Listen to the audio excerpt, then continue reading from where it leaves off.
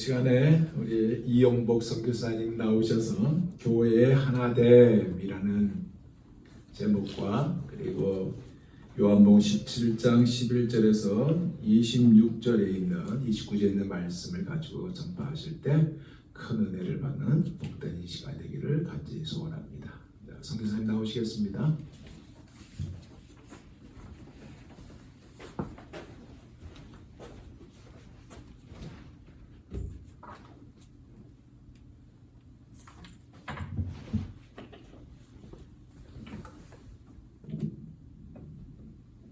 기도드리겠습니다. 하나님 아버지, 부족한 이 종, 이 귀한 강단에 세우셨는데 하나님 말씀 전하는 것 부족한 것 없도록 주님께서 함께 하시고 말하는 입과 듣는 귀를 주관하셔서 모두들 은혜 받는 시간 되게 하시옵소서. 이 말씀 예수님 이름으로 기도드렸사옵나이다. 아멘. 아멘.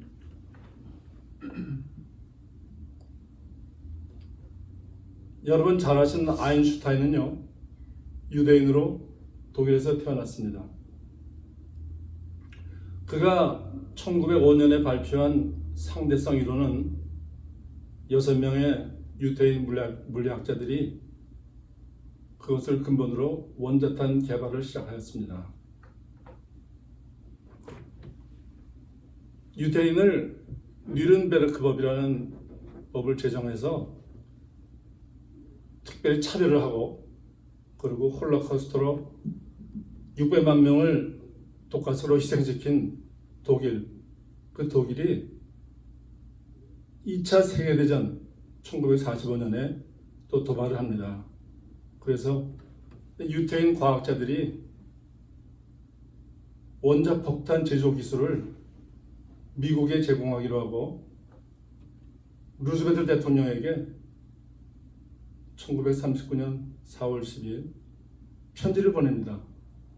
우리가 미국이 원자폭탄을 가지도록 돕겠다.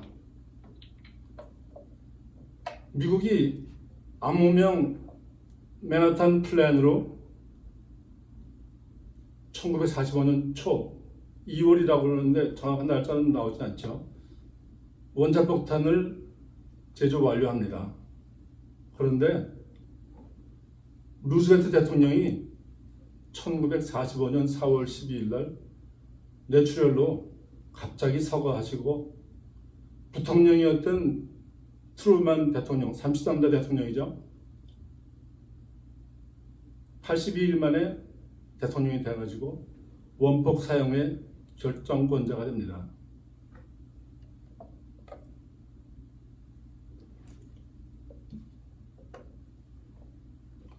히틀러가 자살을 하고 1945년 4월 31일, 그리고 독일이 1945년 5월 8일 항복을 합니다. 그래서 독일은 그 미국이 개발한 원폭을 맞지 않습니다. 대신에 가미가제라는 정신으로 끝까지 저항한 일본이 원폭 세례를 받습니다. 1945년 8월 6일 리들보이라고 명명한 세계 첫 번째 원자폭탄이 히로시마에 투하됩니다. 원폭 투하로 모든 것이 재료 변하고 또 15만 명의 사상자가 났음에도 불구하고 일본의 동요가 크지 않았기 때문에 미국은 두 번째 원자폭탄을 투하하기로 결정합니다. 미국이 16군데의 원자폭탄을 떨어뜨리기로 계획을 세웠었는데 두 번째 투하 예정지는 고쿠라였습니다. 고쿠라. 그런데 고쿠라의 갑작스러운 기상악화로 인해서 시야가 확보가 되지 않자 투하지는 나가사키로 바뀝니다. 당일 아침 바뀐 거예요. 그리고 히로시마에 폭탄 투하된 3일 후인 8월 9일 팻맨이 투하됩니다. 일본은 즉시 다음날 항복 이사를 전하고 8월 15일 천황이 무조건적인 항복을 선언했습니다. 유대인 600만 명을 희생시키고 2차 대전까지 도발하고, 그리고 아인슈타인을 비롯한 6명의 학자들이 그렇게도 원했던 독일의 원폭을 떨어뜨리려고 했던 독일은 왜 원자 폭탄을 받지 않고 일본이 대신 원폭 세례를 받았을까요? 나가사키는 일본의 가장 서쪽에 위치한 해군 기지가 있는 항구였고, 여러분 잘 아시는 우리 한국에 끌려가서 탄광에서 강제 노동했던 군함도가 있는 섬이 그 항구죠.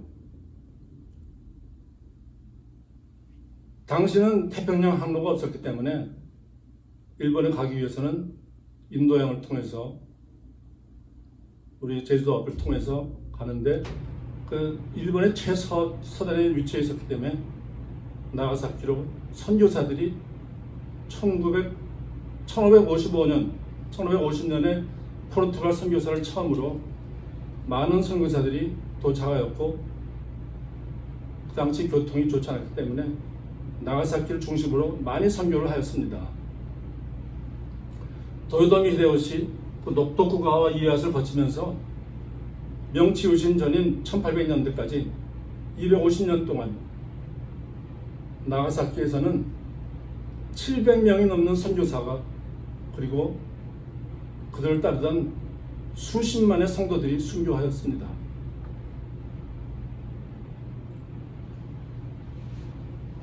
일본은 정말 선교사와 성도들을 인간 취급을 안 하고 잔혹하게 처형했습니다. 키리스탄이라는 건 일본말로 크리스찬을 얘기합니다. 키리스탄이라고 하면 코와 귀를 자르고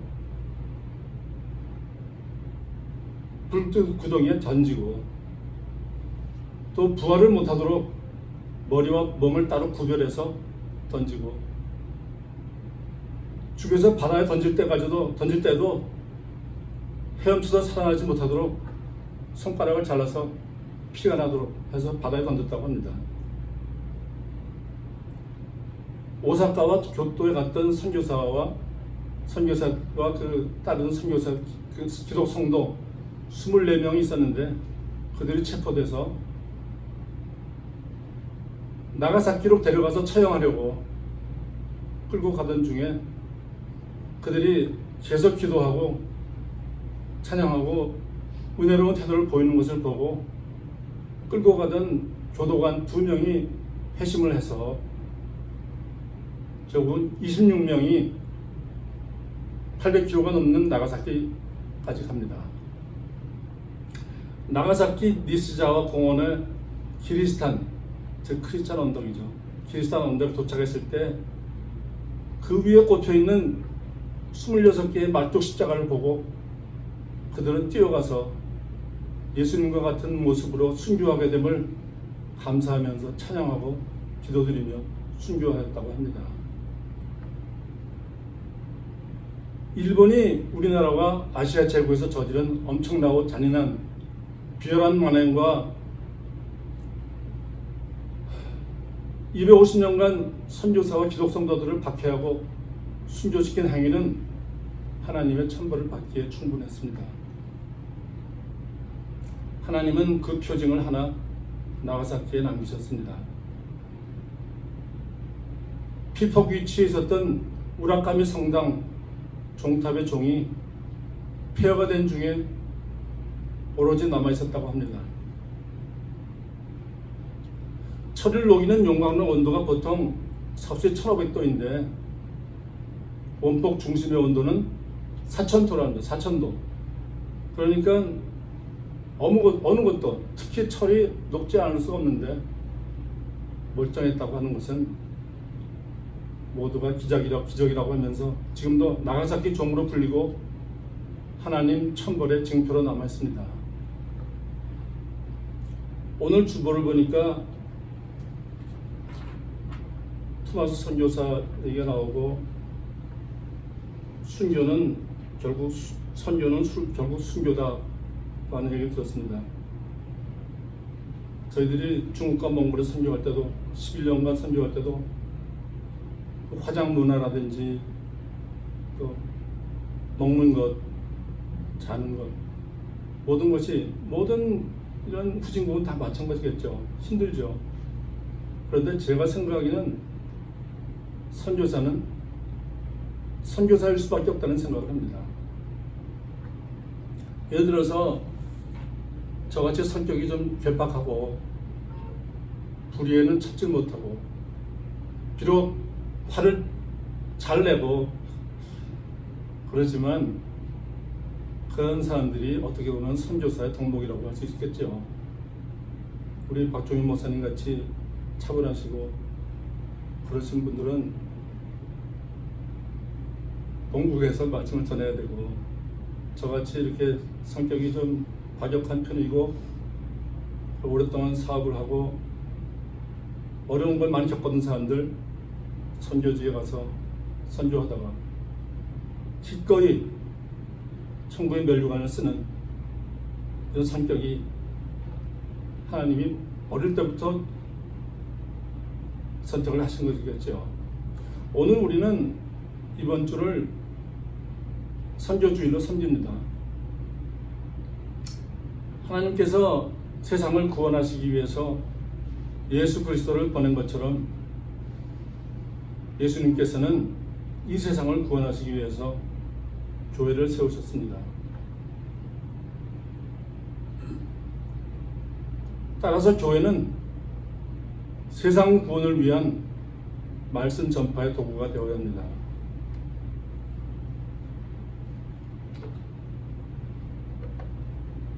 오늘 말씀의 주제는 교회의 하나됨입니다.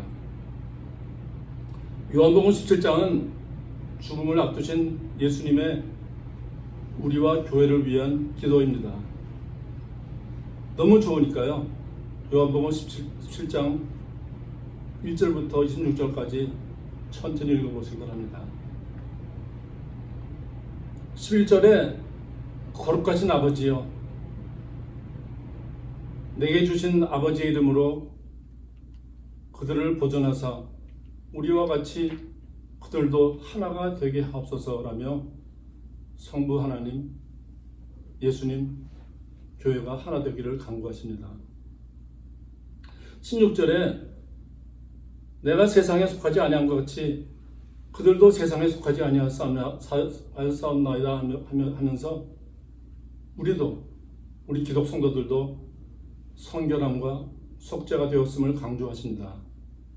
20절에 내가 비옵는 것은 이 사람들만 위함이 아니요 또 그들의 말로 말미암아 나를 믿는 사람들도 위함이니 하시면서 우리로 인해서 전도될 성령의 열매를 위해서도 기도하십니다. 21절에 아버지여 아버지께서 내 안에 내가 아버지 안에 있는 것 같이 그들도 다 하나가 되어 우리 안에 있게 하사 세상으로 아버지께서 나를 보내신 것을 믿게 하옵소서. 내 안, 아버지여 내 아버지께서 내 안에 내 안이라는 말씀은 둘이 하나가 그러니까 성부 하나님과 성자 하나님이신 예수님이 하나가 그리고 우리 안이라는 것은 성부 하나님과 성자 하나님 예수님과 우리 셋이 하나가 되는 것입니다. 모두 하나인 것을 보여줌으로 인해서 세상이 결국 성부 하나님께서 보내셨다는 것을 알게 해달라고 하십니다. 22절에 내게 주신 영광을 내가 그들에게 주었사오니 이는 우리가 하나가 된 것 같이 그들도 하나가 되게 하려 함이니이다 라고 하십니다. 예수님께서 하나님으로부터 받은 영광은 성령으로 잉태하셔서 죄의 DNA가 없으신 신성한 본성과 신성한 생명입니다. 그 신성한 본성과 생명을 우리에게 주셨으므로 하나가 되었다고 하시는 말씀입니다. 우리가 비록 원죄를 지닌 죄인이지만 예수님으로부터 그 신성한 본성과 생명을 받았기 때문에 우리는 모두 하나님 자녀가 되고 하나님 반열에 오르게 되는 것입니다. 그런 하나님 자녀가 되고 하나님 반열에 오르지 못하면 결국 죽어서 천국에 가지 못하는 것입니다.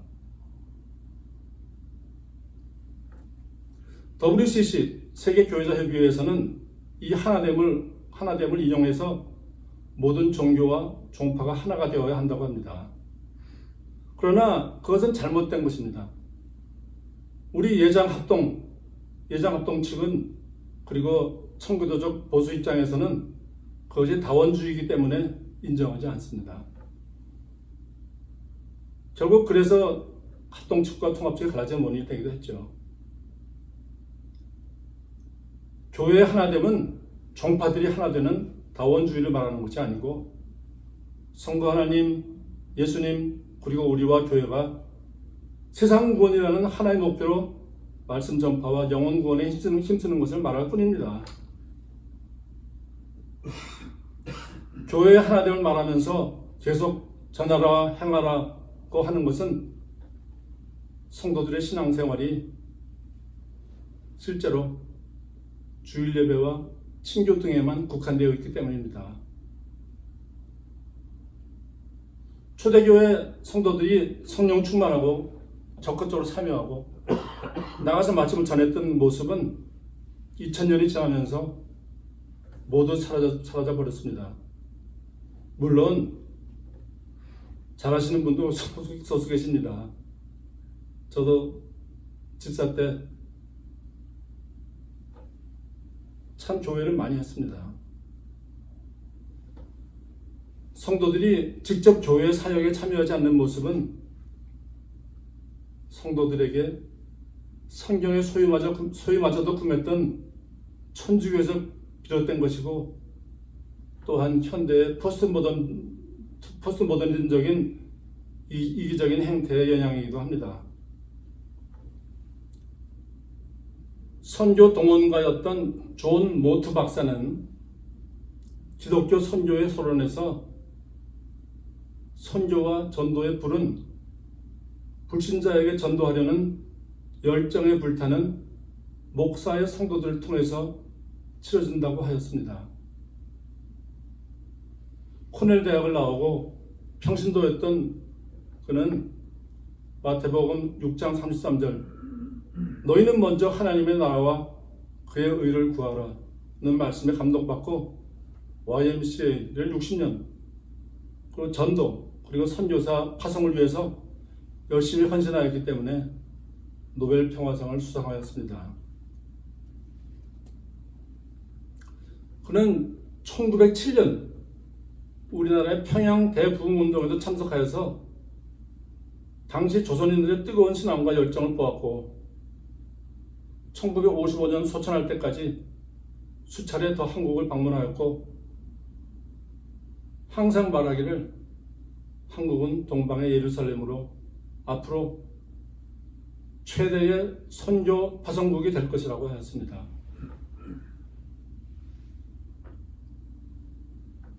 제가 다니던 한국의 어느 교회 목사님께서 데려오기만 하세요. 그럼 내가 신자로 만들 테니 라고 설교하는 것을 보았습니다. 어떻게 보면 참 지나친 듯 싶지만 사실 이웃과 주위를 전도하여 교회로 인도하는 것은 성도의 의무입니다. 물론 목사도 전도하지만 성도들이 안 하기 때문에 성도들 보고 하라고 하는 것입니다.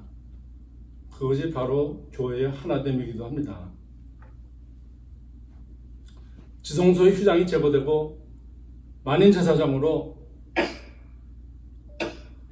여러분 아시죠? 이 강단이 본래는 성교입니다. 성교.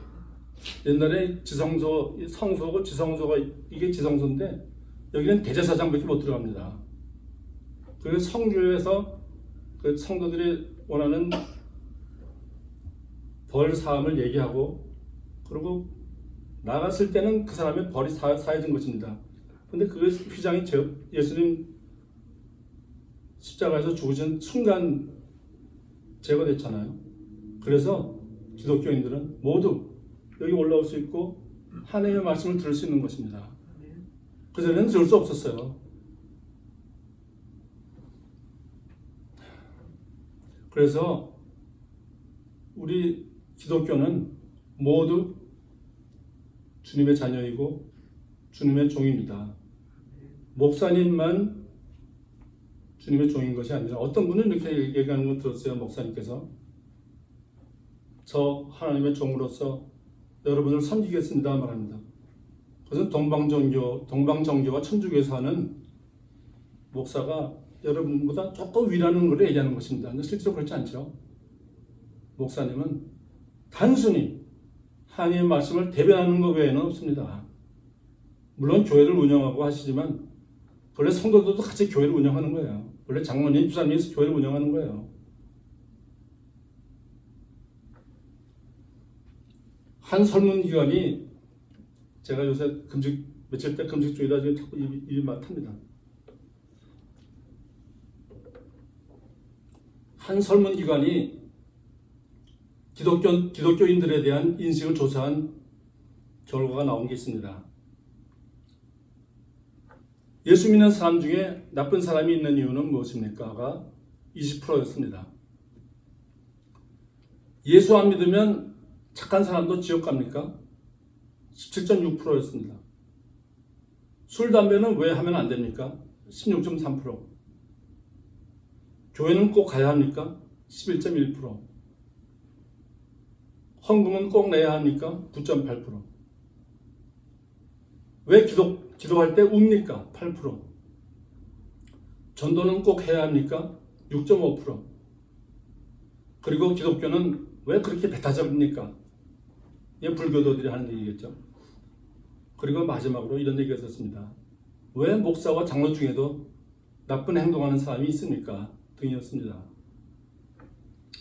설문조사 결과를 보면 이해도 되고 또 공감도 가는 것도 있고 반성되는 점도 있습니다. 사실 우리도 순간적으로 실족할 수가 있기 때문입니다. 설문조사 결과를 볼 때 믿지 않는 사람들은 우리 기독 성도들의 틀린 점, 나쁜 점, 부족한 점을 발견하고 주의 깊게 관찰하고 있다는 사실을 알 수 있습니다.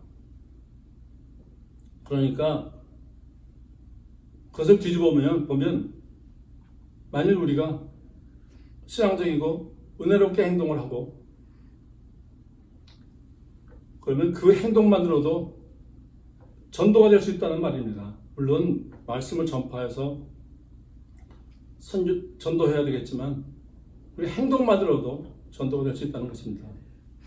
따라서 우리는 항상 수도하는 자세로 기도하고 말씀을 읽고 묵상하면서 또 금식으로 육체를 제어하고 욕심을 다스리면서 나날이 성화됨으로 겉으로도 품어나오는 진정한 신앙인이 되어야 하겠습니다.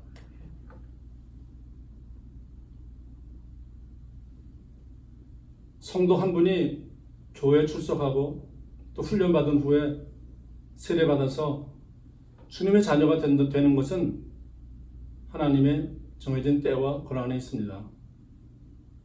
우리가 전도한 성령의 열매가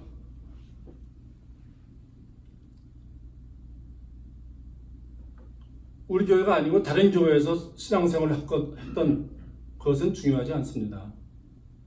우리가 전도했으면 하나님께서 다 하시고 우리 교회에 다른 성도를 보내주실 것입니다.